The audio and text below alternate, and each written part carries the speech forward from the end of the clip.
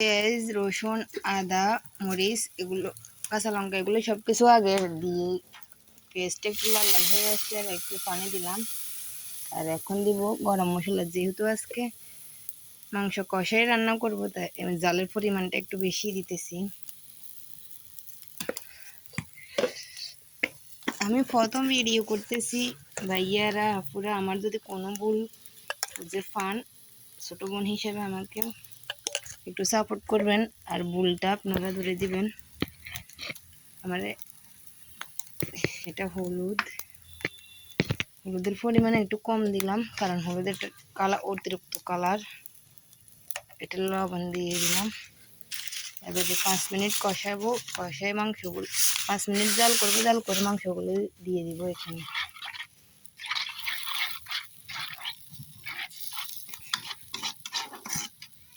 আমি রাঁধতে পারি না, যেহেতু রাঁধতে বসছি, এখন তো না রান্না করে উপায় নাই। ভুল যদি হয় কিছু কম দিয়ে থাকি, আমার ভুলটা ধরিয়ে দিবে।